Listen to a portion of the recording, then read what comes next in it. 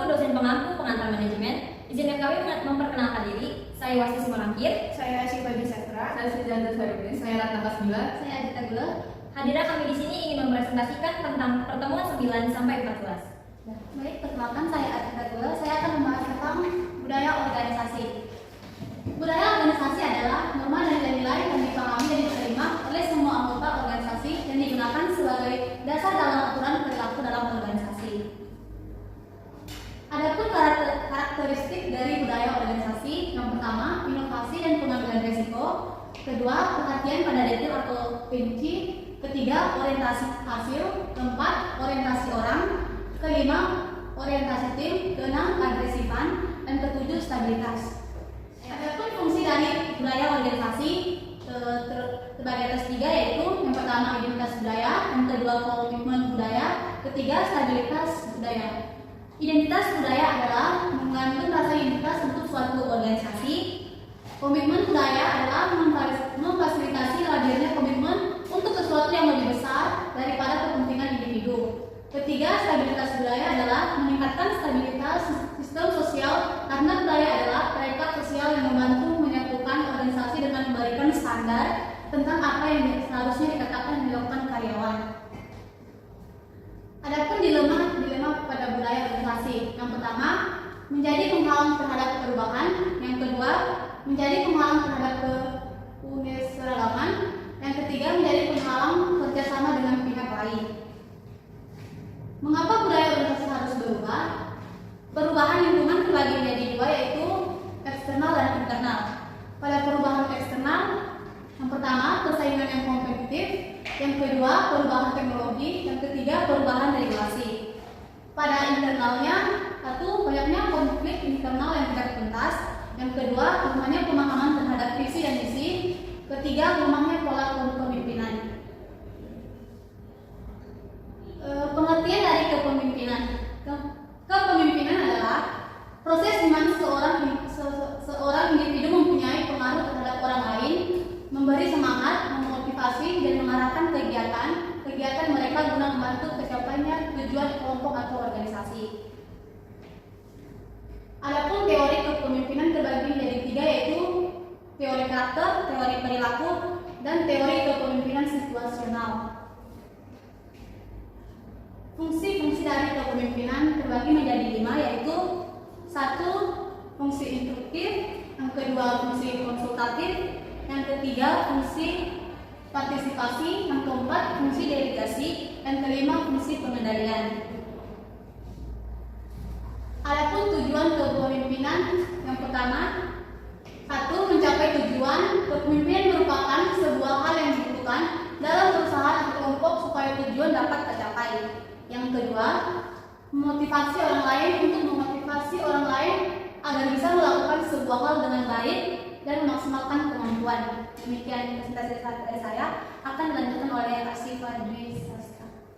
Perkenalkan, nama saya Syifa Bisastra. Di sini saya akan menjelaskan mengenai mitos-mitos kepemimpinan. Mitos-mitos kepemimpinan dibagi menjadi 3. Yang pertama, the birth myth. Yang kedua ada the four all season myth. Dan yang ketiga ada the intensity myth.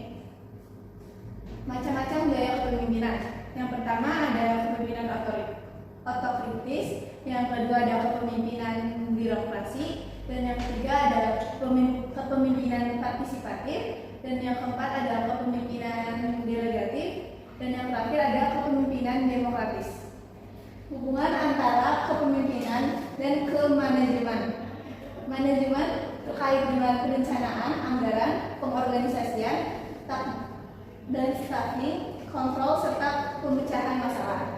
Kepemimpinan terkait dengan memberikan arah, menseluruskan orang, dan menghadirkan motivasi.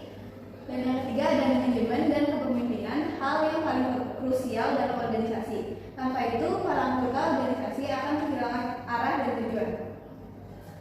Kepemimpinan merancang kebijakan strategi atau jangka panjang, merumuskan visi misi dan tujuan organisasi, memotivasi dan menginspirasi, memperdayakan serta membina, membangun tim dan mengembangkan talenta mereka, mengembangkan peluang baru. Pengambilan keputusan. Keputusan adalah sebuah pilihan dari dua atau lebih alternatif. Masalah adalah suatu perbedaan antara harapan dengan kenyataan. Tujuan pengambilan keputusan. Yang pertama, tujuan yang bersifat tunggal. Jika dalam keputusan yang dihasilkan hanya menyangkut satu masalah, yang artinya tidak ada kaitannya dengan masalah lain. Dua, tujuan yang bersifat ganda. Bila keputusan yang dihasilkan itu menyangkut lebih dari satu masalah, yang artinya keputusan yang diambil itu sekaligus memecahkan dua atau lebih masalah yang sifatnya kontradiktif atau yang sifatnya tidak kontradiktif. Proses pengambilan keputusan. Yang pertama, mengidentifikasi masalah. Yang kedua, mengidentifikasi kriteria keputusan. Yang ketiga, memberikan bobot kriteria. Yang keempat, mengembangkan alternatif. Yang kelima, menganalisis alternatif. Yang keenam, memilih satu alternatif. Yang ketujuh, melaksanakan alternatif terpilih. Dan yang kedelapan, evaluasi efektivitas keputusan. Faktor yang mempengaruhi pengambilan keputusan. Yang pertama, ada pendekatan pengambilan keputusan terdiri dari rasionalitas terikat, dan intuisi. Yang kedua, ada jenis masalah dan keputusan terdiri dari terstruktur dan tak terprogram. Ini akan dijelaskan oleh teman saya. Perkenalkan, nama saya Ratna Kasbila. Di sini saya akan membacakan tentang faktor yang mempengaruhi pengambilan keputusan. Yang ketiga itu ada kondisi pengambilan keputusan, yaitu kepastian, resiko, dan ketidakpastian. Yang keempat ada gaya pengambilan keputusan, yaitu linear dan non-linear. Selanjutnya, komunikasi. Komunikasi adalah proses menyampaikan ide dari seseorang ke orang lain. Fungsi komunikasi itu ada 4, yaitu motivasi, kendali, ungkapan ekspresi emosional, dan informasi. Selanjutnya, bentuk komunikasi. Yang pertama itu komunikasi antar pribadi terbagi menjadi 2, yaitu komunikasi verbal dan komunikasi non-verbal. Komunikasi verbal itu menggunakan lambang-lambang kata atau bahasa sebagai medianya, dan komunikasi non-verbal adalah pesan yang tidak disampaikan secara lisan atau tulisan. Bentuk komunikasi yang kedua yaitu komunikasi organisasi, terbagi menjadi 2 juga, yaitu komunikasi formal dan komunikasi informal. Komunikasi formal adalah komunikasi yang berlangsung dalam aturan kerja organisasi yang ditetapkan, sedangkan komunikasi informal adalah tidak terdefinisi secara hierarki struktur organisasinya. Selanjutnya, mengatasi kegagalan komunikasi. Yang pertama itu menggunakan umpan balik, yang kedua menggunakan bahasa yang lugas, yang ketiga menggunakan komunikasi tatap muka, yang keempat peka atau menyadari arti-arti simbolik, dan yang terakhir memperkuat perkataan dengan perbuatan. Selanjutnya, tahapan komunikasi. Yang pertama itu ada fact-finding, yaitu mencari fakta tentang komunikan terkait keinginan dan komposisinya. Yang kedua ada planning, yaitu tentang apa yang ingin disampaikan dan cara bagaimana menyampaikannya. Yang ketiga ada communicating, yaitu proses komunikasi. Dan yang terakhir ada evaluating, yaitu terkait bagaimana hasil komunikasi. Selanjutnya, persyaratan komunikasi, yaitu yang pertama pesan dapat diterima dan dipahami, yang kedua ditindaklanjuti dengan perbuatan, dan yang ketiga meningkatkan kualitas hubungan. Selanjutnya akan dibacakan oleh rekan saya Ziza. Selanjutnya akan dibawakan oleh saya, Sidaida Saifudin. Kendala dalam komunikasi menurut Siagian. Pertama itu bersifat teknis, kurangnya sarana dan prasarana dalam organisasi penguasaan komunikasi seorang pemimpin kondisi fisik. Yang kedua bersifat perilaku, melibatkan kepribadian individu seperti prioritas, prasangka, emosi, otoriter, tidak mau berubah, dan egosentris. Selanjutnya, manajemen penilaian kerja. Manajemen kinerja adalah aktivitas untuk memastikan agar tujuan organisasi dicapai secara konsisten melalui proses perencanaan, pelaksanaan, evaluasi, dan penilaian kinerja perangkat organisasi. Selanjutnya, syarat manajemen kinerja. Yang pertama, perusahaan memiliki indikator kerja utama, key performance indicator, yang terukur secara kuantitatif, memiliki target yang ingin dicapai dan jelas batas waktunya. Yang kedua, terdapat kontrak kinerja, di mana ukuran-ukuran kinerjanya dituangkan dalam bentuk kesempatan antara bawahan dan atasan. Yang ketiga, siklus manajemen, kinerja yang baku dan dipatuhi seluruh elemen perusahaan, yaitu berupa perencanaan kinerja, pelaksanaan pengawasan, dan evaluasi. Terdapat berian reward dan punishment yang sifatnya membangun dan konsisten di dalam perusahaan. Selanjutnya siklus dan proses manajemen kerja. Yang pertama perencanaan, penetapan indikator kinerja dengan berbagai strategi dan program kerja yang diperlukan untuk mencapai kinerja yang diinginkan. Yang kedua pelaksanaan, organisasi bergerak sesuai dengan rencana yang telah dibuat. Jika ada perubahan akibat adanya perkembangan baru maka lakukan perubahan tersebut. Yang ketiga evaluasi kerja, menganalisis apakah realisasi kerja sesuai dengan perencanaan yang sudah ditetapkan sebelumnya. Semuanya ini harus serba kuantitatif. Selanjutnya tujuan penilaian kinerja karyawan. Yang pertama informasi penetapan gaji dan jabatan untuk timbalan atau promosi. Yang kedua melihat perilaku bawahan yang berkaitan dengan kinerjanya. Yang ketiga menetapkan rencana karir berdasarkan kekuatan dan kelemahan karyawan. Selanjutnya langkah-langkah dalam penilaian kerja. Yang pertama mendefinisikan pekerjaan. Yang kedua penilaian kinerja. Yang ketiga menyampaikan hasil penilaian. Selanjutnya permasalahan dalam penilaian kinerja karyawan. Yang pertama bias penilaian, yaitu karakter pribadi. Yang kedua halo effect, itu opini pribadi. Yang ketiga sentral intensi, melihat rata-rata produktivitas kerja. Yang keempat leniency, terlalu lunak. Yang kelima strictness, secara ketat. Dan yang terakhir resensi, pada saat tertentu. Selanjutnya metode penilaian kinerja. Yang pertama menulis esai. Evaluator menulis deskripsi tentang kekurangan dan kelemahan dan masukan perbaikan bagi karyawan. Mudah digunakan namun cenderung menjadi ukuran kemampuan penulis evaluator.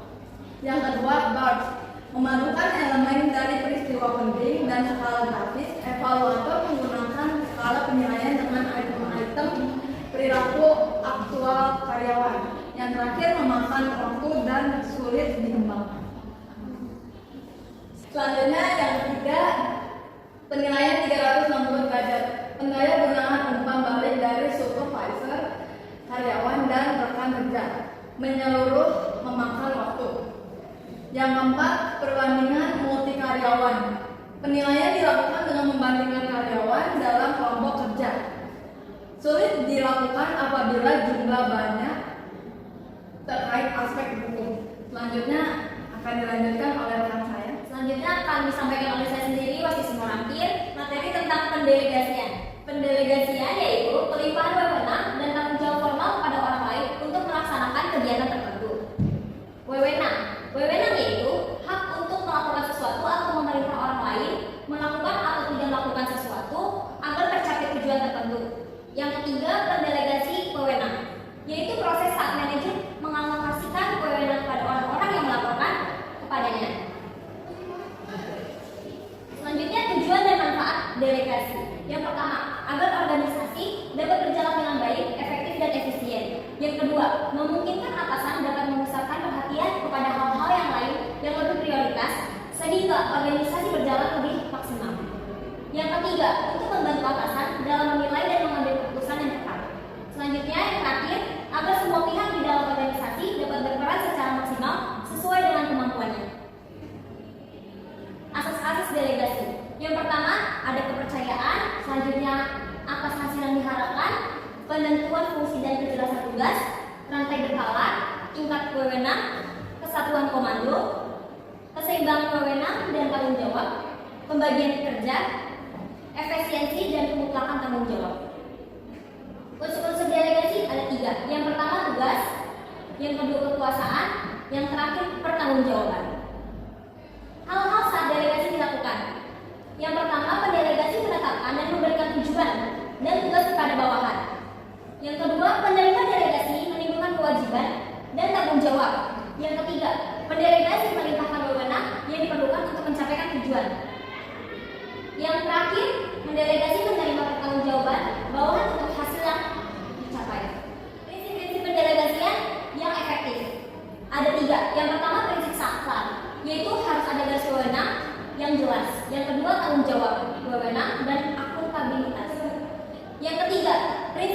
dalam pemerintah, yaitu setiap bawahan seharusnya melaporkan kepada seorang atasan. Penyebab gagalnya delegasi. Yang pertama, atasan merasa dirinya lebih baik mereka tetap mempertahankan hak perbuatan. Yang kedua, atasan tidak ingin mengambil resiko kalau saja bawahan salah ataupun gagal dalam menjalankan wewenangnya. Yang ketiga, atasan kurang atau tidak percaya terhadap bawahannya. Sekian presentasi yang saya sampaikan. Terima kasih. Sekian presentasi dari kelompok kami. Kurang lebihnya mohon maaf. Wassalamualaikum warahmatullahi wabarakatuh.